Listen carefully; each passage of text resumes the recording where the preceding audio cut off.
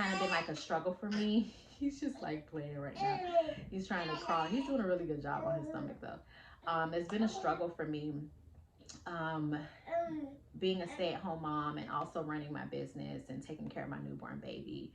He's super attached. He's breastfed, so he's always with me, always on me. So it made it very difficult for me to be able to leave him while I go run errands or do meetings or shoots or whatever. It made it very difficult for me to leave him for any extended period of time. Even 30 minutes was too long because he would cry hysterically. And when Carter cries hysterically, it's like red face snot. He's like shaking. It's just a lot. Nobody wants to see that, especially as a mom. Like, I don't want you calling me saying that my baby is going through it. I don't want to see him going through it. I don't want to hear him going through it. Hold on, let me grab him real quick.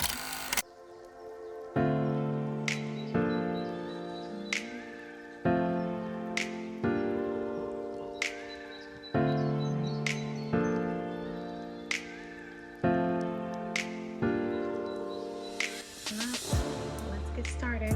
There's already poop coming out the diaper. Good morning. Good morning, handsome. Good morning, handsome. Good morning. Let's do our prayers. Let's do our prayers. So it's time to give Carter his bath, and I like to use a Vino for his bath time because it's more gentle on his skin. He has a very mild case of baby eczema, so it's not too harsh for him. And so once I'm done with his bath, it's time for me to squeeze in a little bit of me time. Sometimes I can do it before he wakes up, but if not, I just kind of lay him down with the screen time or play with his toys so I can do some journaling, some morning meditation, and just try to clear my mind. Sometimes just working with Carter gets me worked up, and this helps me calm down. It's time to pack Carter's diaper bag, to pack his bottle bag, which I usually mix up with a bunch of food, milk, and like all the things to make a formula bottle, and pack some breast milk. And then I'm gonna pack my computer bag, and like usually I carry like a designer bag, maybe with samples and fabrics and all that. And then I'm gonna load the car. Carter is doing his screen time, and screen time usually consists of like some type of educational thing where he's learning his ABCs, maybe in French, maybe in Spanish, maybe in English, whatever. We already had our playtime. He had his bath time, so he's like dressed and ready to go. So I just need to pack his bags, make myself a morning smoothie. I usually try to do this before he gets up, but then, you know, a lot of times that doesn't happen. So while he's like occupied on screen time, I'm gonna try to get this stuff done that's harder for me to do with him in my hands.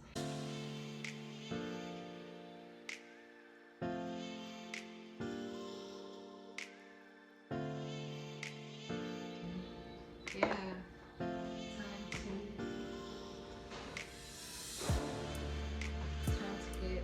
Bottles ready. I just rinsed and like sterilized them. Thing is that he does not really take to formula, so this is almost like a waste of time, but you are better to be overly prepared. And we're trying to get him to be more consistent on the bottle. He wasn't taking the bottle at all. Now he's kind of like giving in a little bit. So this bottle, it matches my nipple more so. So he's been taking to this bottle a little bit more. He's still not giving into the bottle. So this is about 3 ounces, and this will be his like water. So after he has his solids, Carter just started solids last week. And I don't know if that's what made him be more open to the bottle, because he wasn't taking it at all. So after he has his meal, he'll kind of like wash down with this. So this is what this bottle of water is for. And this is just like a feeder. You put the baby food inside of here, up, and they can just suck on it. So this is squash.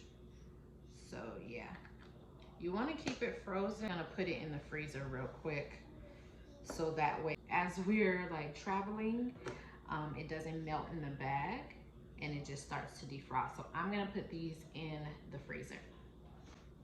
You all right, little fella?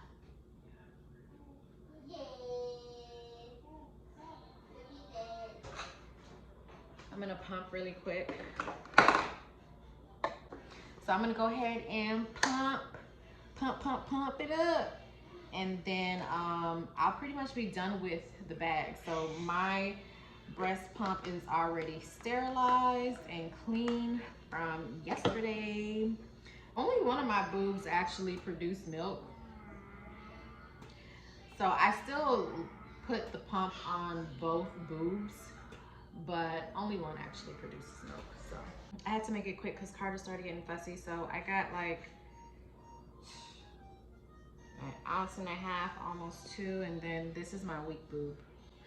This is my strong boob. I'm gonna transfer it into this bottle, and I'm gonna add a little bit of rice to make it thick. And then his food bag will be done. This is the food bag. Has so many compartments. It even has like a laptop compartment. And this is the diaper bag. Honestly, I probably should have made that the diaper bag and this the food bag because that's so much bigger. But that has like a lot of like thermal compartments, which is why it's better for food. So eventually I think, or maybe for the holidays, I'll get him like a new diaper bag for Christmas or something, because you know, this bag is just getting too small. So his water bottle is done. This is so if he does decide to take the formula, or if they run out of everything or whatever, you just always want to be like extra prepared. This is his bowl for his solids food. Today he's going to have some apples and butter squash. And then, you know, I always carry his little baby spoon and I put it in a Ziploc bag. His pacifier, I put it in a Ziploc bag just to keep it like clean and from germs and bacteria and stuff like that. So I packed a little bit of oatmeal or rice just to make the breast milk thicker or the formula thicker, or even with the baby food, with the solids, I'll like mix it in there just to make it a thicker consistency, you know, just so that it's like laying in his stomach and he'll be full a little bit longer.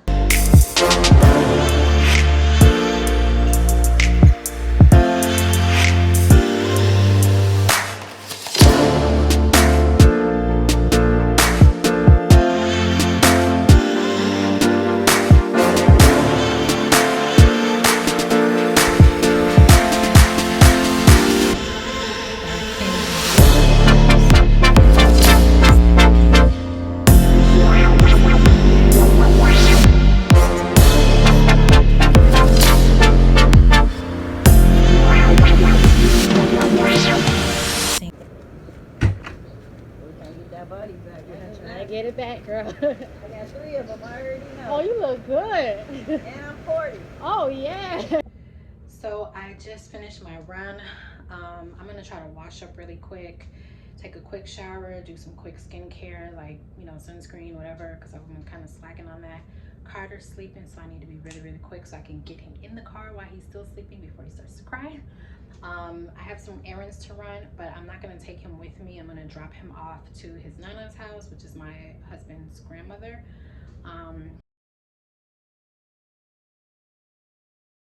So Carter's nap was short-lived, and so was my shower.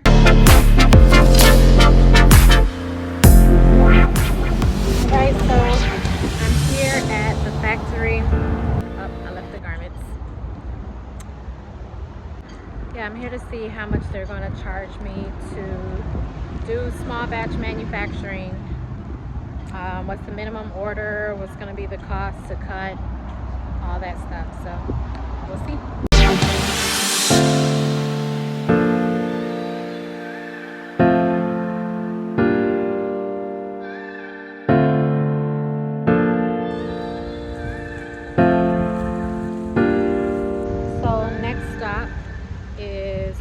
Fabrics.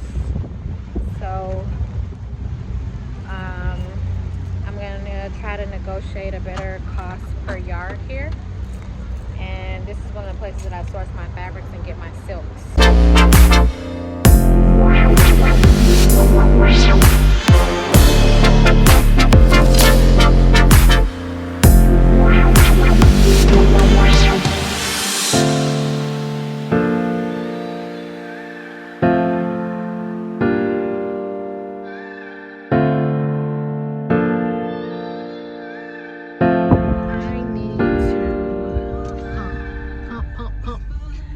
to pump it up.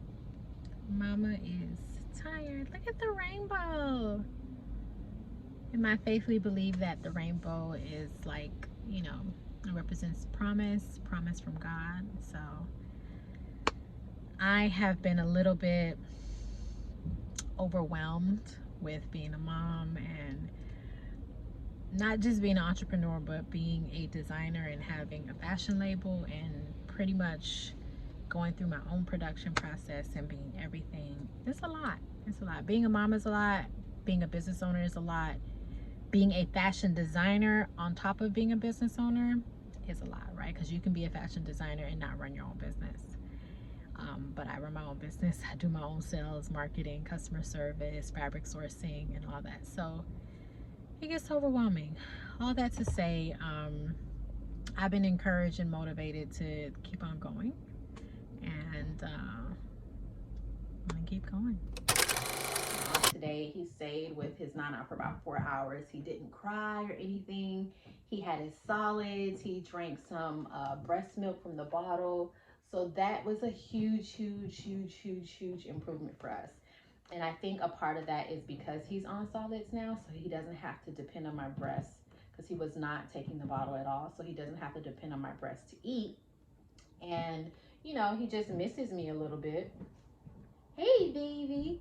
He might miss me a little bit and want to see me, but that's enough. And so when I walked through the door to pick him up, he was like, and he was reaching for me, and like, he was so excited to see me, and he grabbed my face like this and started kissing me like that. And I had never experienced that before. That was a first for me as Carter's mommy. I love you too. So that is a day in my life as as a stay-at-home mom, running my business, doing my thing, making it happen. And it's all gonna pay off, right, baby? I love you. Well, today was a really good day. Went to visit a new manufacturer because, like I said, my seamstress is having some personal health issues. So it's been kind of slowing down my production and my turnaround time, and I just really feel like God is pushing me to, like, girl, you need to scale and you need to be prepared for what's going to happen in this next season. So I was so scared and terrified to start working with a manufacturer, because I was working with a solo seamstress, which pretty much, like, she was doing all of my garments and all my samples and everything.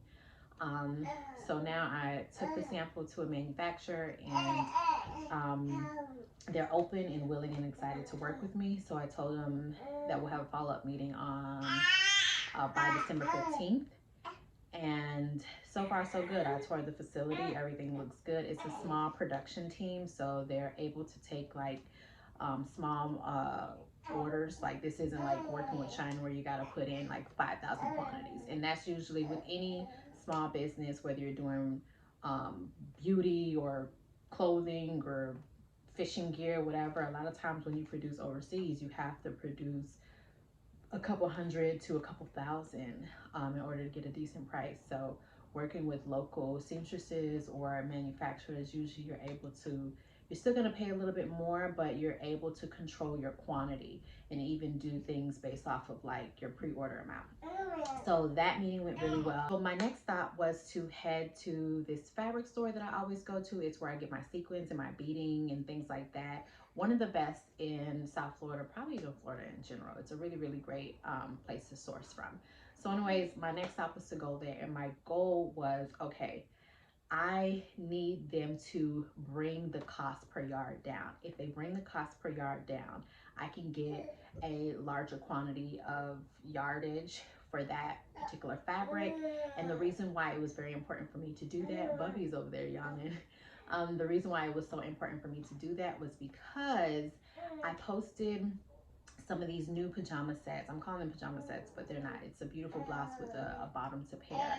And I posted them on my Instagram stories and got really good feedback. And they're all in different colors. It's like 4 different colors. So then I did like a poll and see which color was like the strongest.